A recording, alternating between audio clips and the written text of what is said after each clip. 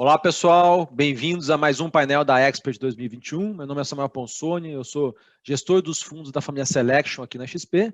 E hoje nós vamos falar sobre um assunto extremamente inquietante atualmente, que é o cenário de renda fixa no ambiente de juros muito baixos no mundo todo. No Brasil, a gente flertou um pouco com esse cenário de juros baixos, infelizmente não durou muito tempo. Estamos indo para um patamar bem mais alto aí. E para participar desse bate-papo, eu tenho a presença de dois sócios da SPX, que são o Albano Franco e o Beni Parnes. Albano, Beni, muito obrigado pela presença de vocês. Obrigado pelo convite. Eu sou o Beni Parnes, eu sou o sócio responsável pela área de crédito da SPX. Tudo bem, Samuel? Muito bom estar aqui com vocês, um prazer. E acho que vai ser uma meia hora que vai passar rápida, dado que a gente tem muito assunto para falar, né? Vamos lá. Boa. Legal. Ô, Beni, queria te perguntar aqui brevemente, dá uma geral para a gente de como que está estruturada a área de crédito lá na SPX, por favor? Bom, nós começamos há 1 ano e meio, a gente, na empresa, sentia a necessidade de complementar a nossa atuação em mercados líquidos, né? O crédito é uma vertente importante desses mercados, é um mercado gigantesco fora do Brasil, está crescendo muito no Brasil, e nós olhamos isso como uma forma de agregar valor, agregar informação para a nossa área de fundos macro e também lançar uma vertical de fundos de crédito. Como é que nós estruturamos? Nós nos estruturamos olhando duas pontas, né? Uma é a ponta Brasil, América Latina, é onde nós conhecemos mais os mercados, onde nós atuamos há mais tempo. E também fomos para os Estados Unidos. Por que Estados Unidos, né? Nós temos uma mesa em Nova York dedicada com analistas. Por que Estados Unidos? Focamos no mercado de high yield e a parte mais baixa do investment grade, que é o maior mercado de crédito do mundo. É o mercado mais líquido do mundo, onde você tem mais produtos, onde você pode, vamos dizer, ganhar muita tecnologia, tá? Além de trazer muitas oportunidades. Então, assim estamos estruturados. Tá? Temos uma área de Brasil e Latam em São Paulo, temos uma área de Estados Unidos em Nova York, com 2 portfólio managers bastante sêniores, o Albano e o David De Paolo, nos Estados Unidos, são profissionais que têm mais do que 15 anos de atuação em mercado, atuaram em todas as fases do mercado, fases boas, fases ruins. Nós montamos uma equipe de pesquisa, como é a tradição da casa, robusta, já temos 6 analistas, fora a parte quantitativa, acompanhamos 5.000 títulos, 8.000 balanços, né, para dar suporte a toda essa atividade. Boa. E qual que é o teu papel nessa estrutura aí, o Beni? Você está coordenando todo o time e cuidando ali da sinergia entre local e global, é isso? Exato. Eu sou, no final das contas, eu tenho, digamos assim, desculpe, Samuel, eu sou o dirigente esportivo, né? Então, eu contratei 2 técnicos, um time de basquete e um time de futebol, vamos botar assim. Eles têm autonomia, se reportam a mim, eu tenho poder de veto, controlo o risco e tento fazer esse trabalho de, como você bem disse, de integração entre todas as áreas da SPX, tanto as áreas de trading, as áreas de portfólio management, diversas, tá? Quanto toda a parte de pesquisa macro. Eu toquei a macro há alguns anos na SPX, tenho experiência nisso, tanto a área macro quanto a nossa própria área de pesquisa, principalmente a área quantitativa, onde eu também tenho alguma razoável experiência nisso. Boa. O Albano, começando aqui a falar um pouquinho de cenário, entrando aqui no detalhe do mundo do crédito, eu queria ouvir um pouco a tua opinião sobre as perspectivas para crédito aqui no Brasil. A gente veio de um cenário de Selic muito mais baixa, né? E agora a gente está indo para um cenário de Selic bem mais alta e inflação bem mais alta, né? Então, tem oportunidades ali tanto em ativos atrelados ao IPCA quanto ativos atrelados ao CDI.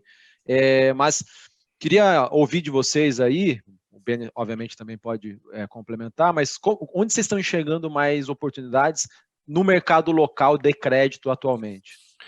Bom, Samuel, eu acho que é um período bem interessante, né? Porque nós que vivemos há não muito tempo atrás com juros de 2 dígitos, né?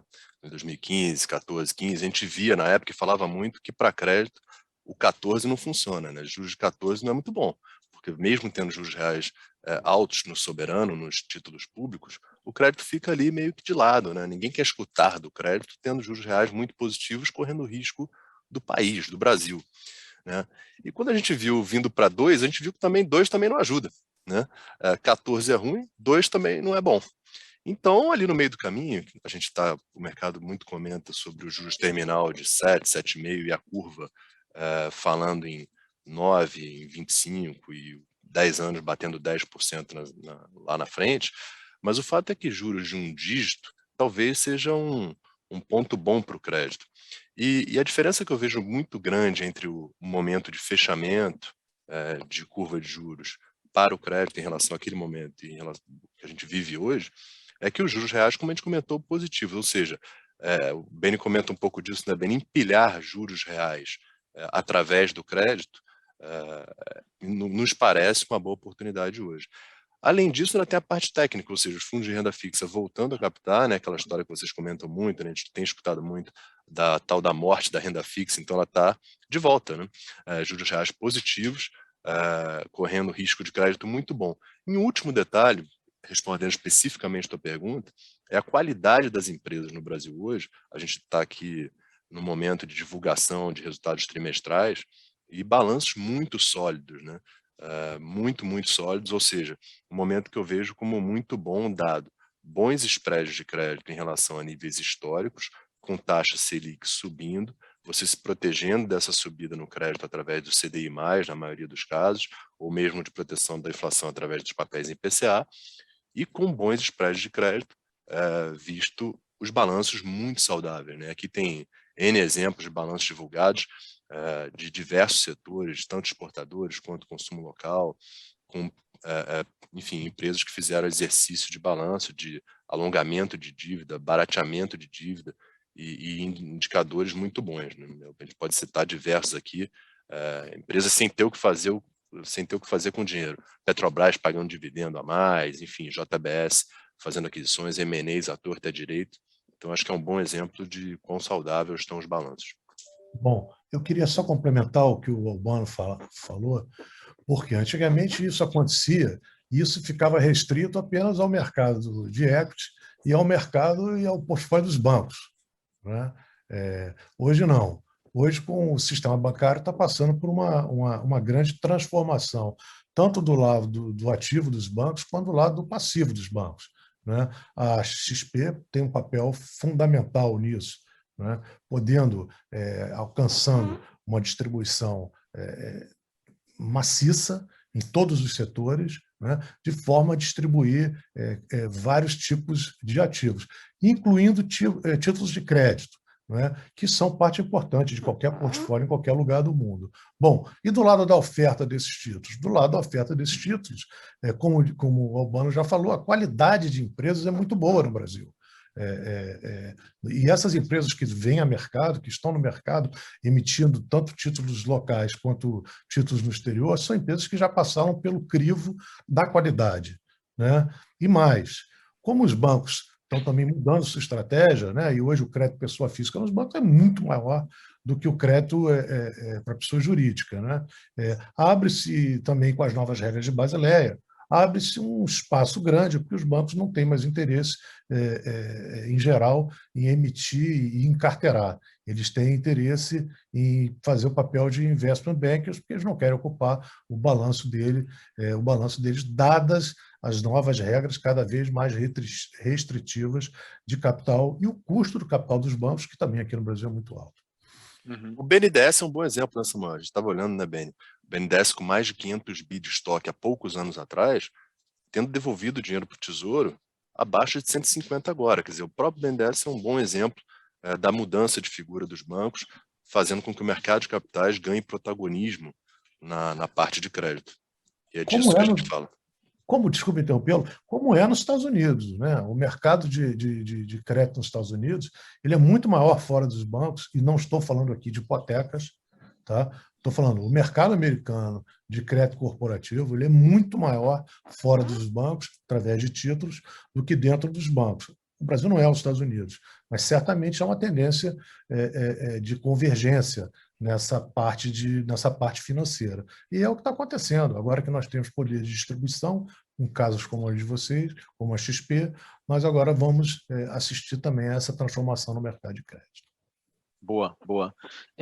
Bom, a gente queria sair do Brasil e ir um pouco para o cenário exterior, né? Acho que no Brasil isso não é realidade, não mais, pelo menos não nos juros nominais. A gente está num ambiente econômico muito estranho, né? Para não dizer outra coisa. Talvez um dos mais inquietantes aí que você já tenha visto na sua carreira como economista, Beni, e analista de mercados, né?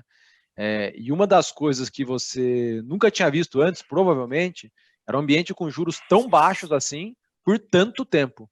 A gente até estava conversando um pouco antes, né? O número que eu tenho aqui de cabeça é que a gente tinha mais ou menos algo entre 13 e 15 trilhões de dólares em títulos de renda fixa que pagavam juros negativos no mundo.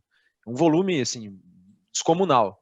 A minha pergunta é, num ambiente como esse, eu queria ouvir a opinião aí de vocês sobre 3 grandes classes de ativo lá fora, e aí vocês podem até se revezar nas respostas, que são, primeira opinião sobre títulos tidos como investment grade, aqueles que são um pouco mais conservadores, né, mas por outro lado pagam menos.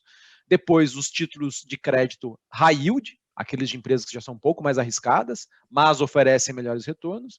E, por fim, a opinião geral sobre títulos de países emergentes, pensando aqui em títulos corporativos ou mesmo soberanos, né?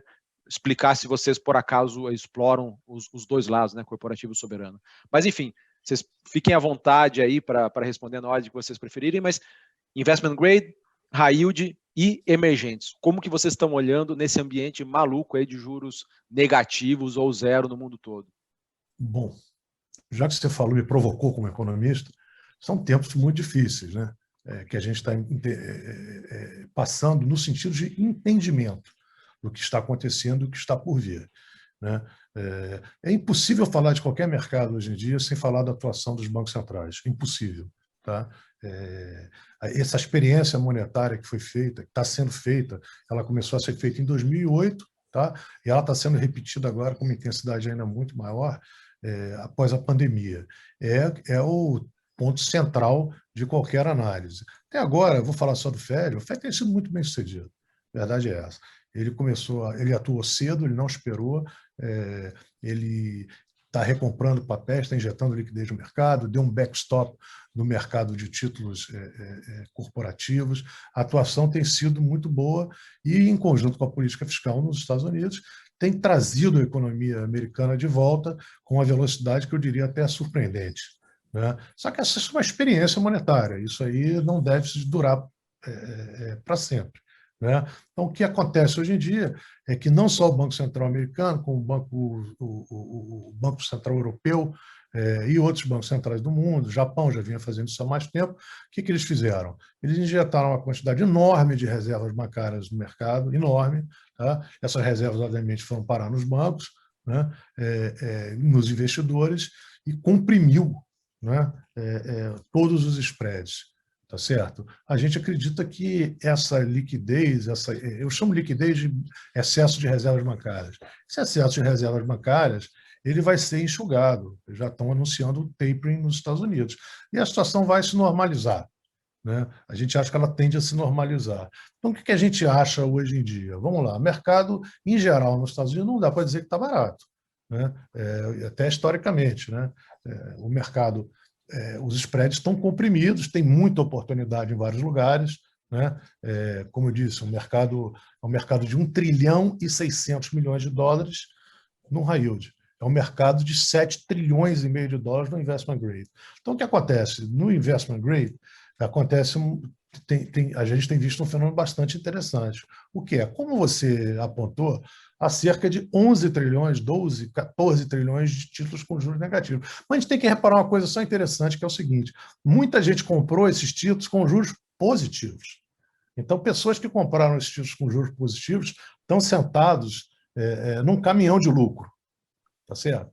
E faz sentido diversificar, né? Faz sentido tirar, vou dizer, um pouco disso e tentar ganhar um pouquinho, sair do juro negativo, né? E obter yields, por menores que sejam, maiores, né? Porque ser maior que negativo também é quase que uma redundância, né? Então, por exemplo, a gente verifica no mercado de high grade americano uma demanda cativa, praticamente, né? Existe um home bias do americano, pelos títulos americanos, existe uma demanda enorme, fundos de pensão, seguradoras, e essa demanda está sendo muito ajudada, tá? Isso também o Albano vai falar, do investment grade por compradores estrangeiros. Tá? Hoje, a proporção de compradores estrangeiros de títulos high grade nos Estados Unidos é muito grande, talvez a maior da história. Isso tem ajudado a sustentar esses spreads. O high yield também, o high yield sofreu uma compressão muito grande de spreads, tanto pela atuação indireta do Fed, tanto por um outro fenômeno, que é assim, a qualidade do título de high yield dos Estados Unidos aumentou. Não por bem, por mal, porque muitas empresas que eram consideradas investment grade caíram para o high yield. Então, o high yield aquele hoje time, o time que era da primeira divisão, mas estava lá em 20º no Brasileiro, quando ele vai para a Série B, ele fica ali no comecinho da tabela, mas enfim, porque ele é um bom high yield, mas ele era um ruim investment grade, algo do gênero. Você falar isso para um botafoguense, para mim, é um colírio. Né? Mas é verdade. Perfeito. Então, antigamente as pessoas viram o high yield como mercado de empresas de energia. Não é uma minoria, mas tá? Mercado muito mais diversificado. Também achamos que os yields estão comprimidos. Tá? A gente está taticamente leve nesse mercado, porque a gente acha que vai ter uma oportunidade muito boa daqui à frente, logo à frente. Então, nas nossas operações de títulos americanos, a gente é mais oportunista. A gente busca ganhos de capital de mais curto prazo. Né? Então, e a liquidez lá nos propicia fazer isso com muita facilidade. Entrar e sair de acordo com o movimento dos preços. E a gente está diminuindo nossas alocações agora. Estou falando de coisa recente, não é que a gente vai fazer isso para sempre. Tá? Estamos esperando os preços darem uma ajustada, a gente acha que vai dar, com essa contrição de liquidez, essa restrição de liquidez que vai começar, a diminuição de liquidez não será nada desastroso, esperamos, e já está bastante esperada pelo mercado, né? E estamos em nomes específicos, que a gente gosta, empresas que possam vir a se beneficiar disso ou daquilo, da reabertura da economia. Emerging markets, como eu disse, existe uma sustentação, o Albano pode explicar, ele divergiu muito do high yield americano, né? Por uma questão de expectativa de crescimento, deixar isso para o Albano, e o high grade, o investment grade de emerging markets, o high grade, isso se aplica a empresas brasileiras, ele é muito demandado pelo que a gente chama de lifers, né? de fundos de pensão, fundos soberanos, seguradoras na Ásia. Perfeito. Pois tem um detalhe, Samuel, que quer dizer, mais a gente comentando sobre o que o pessoal chama de fallen angels, né? É o pessoal que você falou, que cai da primeira divisão e entra na segunda, que esse pessoal que antes o high yield americano era aquele junk mesmo, né? Daí vem a palavra junk, era o lixo, era o triple C, e agora mais da metade é o double B. Lembrando que o último notch do investment grade é triplo B menos, né? Então o cara foi para o duplo B+, duplo B flat, e o duplo B menos, que compõe ali o grosso hoje do high yield americano. Então entra no emerging markets, mas meu comentário sobre emerging markets é que ainda está nessa dinâmica de pandemia, né? E essa diferenciação que aconteceu entre recuperação, né? A gente viu o processo de vacinação divergindo muito, e em EM, a história de emerging markets é o investidor que busca mercados emergentes hesitando em fazer essa busca, em sair da zona de conforto, por não saber exatamente se chegou o momento da virada. Né? E a Delta, no último mês, veio para jogar um pouquinho de água no chope da recuperação do verão europeu, né? Toda aquela história. Então, do nosso lado, a gente está só com uma visão de que a parte corporate, como a gente disse no início, brasileira e de América Latina, tendo alguns nomes específicos, a gente tem se envolvido muito. Spread de corporate versus soberano. Em América Latina, nesse primeiro semestre, um tema muito relevante foi a parte política, né? Não só no Brasil. A gente teve muito ruído no Chile, muito ruído na eleição do Peru, muito ruído em relação às reformas na Colômbia, enfim, o presidente mexicano, AMLO, discutindo muito sobre reforma energética, e muito ruído, de qualquer forma, político, não foi só, né, no Brasil. Então a gente viu a parte corporate descolando um pouco, as empresas, a gente até comenta internamente, as empresas, fala muito do Fed imprimir dinheiro, né? O Benny outro dia comentou que as empresas brasileiras parece que estão imprimindo dinheiro, né? Ou porque exportam, ou porque, enfim, fizeram um bom trabalho, um bom dever de casa com contenção de despesas. Então, de novo, balanços muito saudáveis, e essa divergência entre soberano e corporate a gente tem tentado aproveitar, operando casos específicos de América Latina. Boa. Bom, eu queria então ir para a carteira, né? Vocês estão, dado esse cenário que vocês falaram um pouco aí, eu queria que vocês explicassem como que está atualmente a composição da carteira desse produto mais versátil que vocês estão lançando, né? Vai estar aqui na plataforma da XP nos próximos dias, que é o SPX Sea Hawk Global. Tem o SPX Sea Hawk, que já é mais antigo, que ele foca em crédito Brasil, que muita gente já conhece, e tem agora o Sea Hawk Global. Explica, Albano, assim, brevemente, Claro. o que ele vai fazer de tanto de diferente, quais são as características desse produto, e aí já fala, para exemplificar, né, para a gente entender melhor, fala como que está a carteira hoje. E aí, passando por investment grade, emerging markets, high yield, se tem alguma coisa de empresas brasileiras que negociam lá fora ou não. Dá uma geral para a gente. Não, obrigado pela pergunta, é uma chance boa de falar, que traça um paralelo com o mercado, a evolução do mercado de crédito local. A gente comentou aqui no início a ideia de o racional por trás da área de crédito na SPX. A nossa primeira ideia era fazer um produto que a gente chama de high grade, operando no mercado local, que é um mercado que a gente chama de long only, ou seja, a gente só tem posições compradas, não tem posições vendidas, não tem alavancagem no mercado local de crédito, que está começando agora, inclusive com a ajuda da XP, né, que é um negócio que vai evoluir, assim como o short futuramente, as posições vendidas vão evoluir, mas não é uma realidade ainda. Então a parte long de crédito, long only, que manobra através da composição da carteira entre ativos mais arriscados e caixa, a gente fez através do Sea Hawk, que foi o nosso primeiro fundo lançado há 1 ano e meio atrás. Foi um ano desafiador. Que é um fundo cujo objetivo é maximizar rendimentos, né? Então, nessa novo mundo de Brasil de juros reais mais perto do equilíbrio, é como o Albano disse, como nós temos dito, a gente vai empilhar juro real em cima de juro real. Essa é a nossa ideia. Tá certo? Exatamente. Sem fazer tanto jus, né? Sem fazer tanto julgamento da taxa do soberano, né, Ben? Quer dizer, o DI, você pode operar o DI como você opera o câmbio. É um mercado muito líquido no Brasil, né? Então, o mercado de crédito ainda tem características inerentes a ele que fazem com que a gente opere o pós-fixado, o CDI+, um pouco ainda do percentual do CDI. A gente espera que ele migre, como é em mercados desenvolvidos, para o pré. O que é o pré? Você comprar um título com preço de 100 e que pague um cupom pré-definido semestralmente. Assim você até traga mais liquidez, gente que queira operar juros através do crédito, né? Mas, enfim, essa é uma outra conversa. Fato é que a gente lançou o primeiro fundo há 1 ano e meio atrás, foi bem sucedido dado o que aconteceu em termos macro. A gente está entregando esse ano uma rentabilidade acima de 4%, perde 4,5% até agora, o que é bastante bom se comparado a outras classes de ativo, inclusive, né? A gente sabe como é que tem sido o desafio dos multimercados de entregar resultado. E, recentemente, no início de junho, a gente se propôs a lançar algo que já estava no nosso calendário, dentro do nosso plano de negócios, que é ter um fundo com exposição fora do Brasil, que é exatamente fazer com que as 3 mesas que o Benny comentou no início possam contribuir para um produto, ou seja, a mesa dos Estados Unidos, a mesa de crédito de América Latina e a mesa de crédito no Brasil. Então, o Sea Hawk Global, ele usufrui, faz uso da possibilidade de ter até 40% fora do Brasil, uma regra que anteriormente, alguns anos atrás, era 20%, passou para 40%. E lá fora, o que a gente tem acesso? A alavancagem, que traz muita beleza para o crédito, né? Faz qualquer conta positiva ficar muito boa, ao short, ou seja, não só o short de empresas, caso a gente queira operar um evento específico no curto prazo, mas o short através de índices de crédito. E esses sim, CDS de países soberanos, Brasil, Peru, Colômbia, México, como foi dito aqui anteriormente. Acabam servindo como proteção para a carteira. Proteção, ou mesmo, se você quiser ir longo, ou seja, tomar risco, ficar comprado pelo curto prazo, você pode fazer.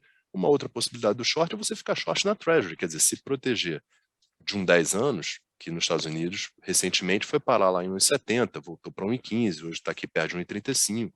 Então, é se proteger dessas oscilações na Treasury que impactam a parte mais high grade dos títulos de crédito através de posições vendidas na Treasury, que também são parte do fundo. E aproveitar, a gente aproveitar as correlações, que é uma coisa que a gente trabalha intensamente nesse estudo, aproveitar sempre essas correlações quando a gente muda de cenário, né, também travando em tentando fazer hedging em outros índices, como high yield, índice de emerging markets, e por aí vai, né? E tem a parte, obviamente, que o Albano vai se referir de créditos americanos, né? Que é outro universo diferente de créditos brasileiros, dá uma descorrelação boa. Exatamente. Esse produto ele é cogerido pelo time de Brasil e o time lá de Nova York?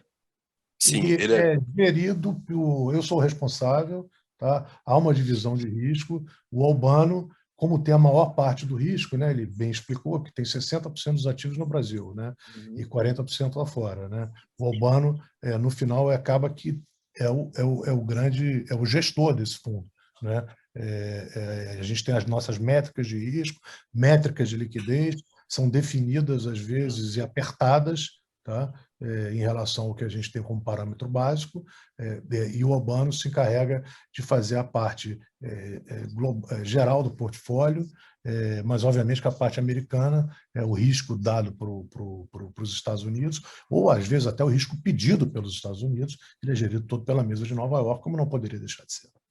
Boa. E é interessante, Samuel, só para complementar, que é o seguinte, essa iniciativa do Cirral Global busca exatamente dar exposição ao cliente local a títulos não só os brasileiros, como de América Latina, a oportunidades que você não vê, é difícil você ter. Quer dizer, você operar uma Ecopetrol, que é a nossa Petrobras na Colômbia, ou uma Pemex, e fazer trades relativos entre empresas de um mesmo setor, por exemplo, é algo que a gente consegue fazer no Cirral Global. Então, o Cirral Global ele visa ter uma exposição de, no máximo, 150% do patrimônio long, ou seja, se utiliza da alavancagem.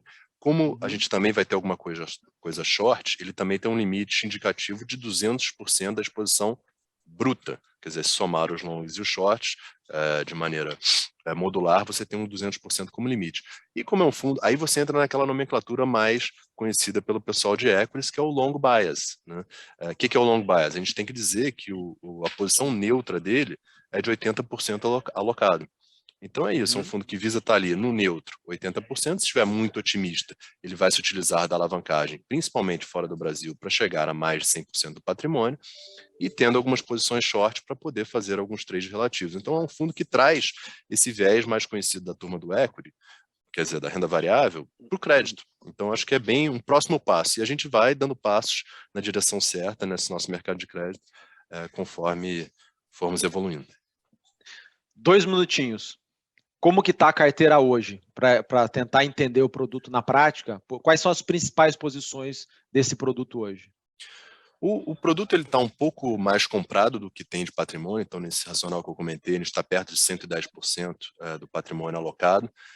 Tem uma exposição nos Estados Unidos muito voltada para essas empresas que se beneficiam da retomada econômica. Claro que agora alguns preços caíram para um patamar de dezembro, principalmente em setores, como eu falei, muito afetados pela pandemia, como airlines, cassinos, empresas de cruzeiro, setores inclusive que nós na América Latina aqui no Brasil não temos acesso a tantas empresas com esse perfil.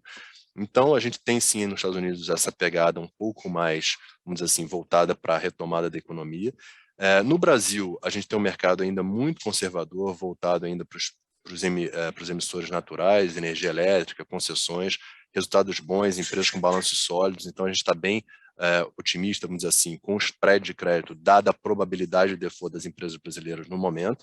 Então ter 1,5%, 2% acima do título brasileiro, que significa 2,5% ou 3% acima da taxa livre de risco, para a gente é muito bom. E na parte offshore de América Latina são posições específicas, como eu comentei, algumas coisas relacionadas a petróleo, um downgrade da Ecopetrol depois do downgrade da Colômbia, nos parece interessante ter alguma posição lá. O spread entre a Pemex e o México nos parece também interessante, beirando 380 vezes no 10 anos. E alguns títulos brasileiros que, às vezes, nessa tradução entre fora do Brasil e oportunidades no Brasil, lá fora parecem mais interessantes, principalmente com a alavancagem. Então, uma posição marginalmente long, focada nesse diferencial entre mercados emergentes, especificamente Latam, e o índice americano. E complementando, a gente acha que é um momento agora, por exemplo, a gente está bem mais leve nos Estados Unidos agora, porque a gente acha que o mercado lá apertou muito. Boa. Só para encerrar aqui, pessoal, como que está o carrego, né, o potencial de retorno desse fundo hoje, mais ou menos? Eu sei que todo dia isso varia, mas qual que é a ordem de grandeza em termos de resultado? É CDI mais 2, CDI mais 3, CDI mais... É um fundo Quanto que que visa um vocês- CDI mais 4, mas aqui Legal. a história lá fora tem muita história da taxa interna de retorno. É um misto de carrego com preço, né? A gente quer ganhar dinheiro na parte do carrego, mas quer também acertar o momento de entrada. O timing lá fora é tão importante quanto a renda variável, né? Então tem uma cara a mais renda variável, mas é importante lembrar que também não tem a frequência de trading que nem a renda variável, muito menos a volatilidade. Então, um CDI mais 4, com uma volatilidade talvez ali entre 3 e 5, muito menor do que muitos multimercados e muito menor do que a gente vê em bolsa, por exemplo. Boa. Pessoal, Beni, Albano, pô, muito obrigado pelo papo. Pena que o tempo passou correndo. E prazer receber vocês e a todos que nos assistiram. Curtam mais os outros painéis aí e até mais. Muito Prazer. obrigado. Um abraço. Muito obrigado. Foi um prazer.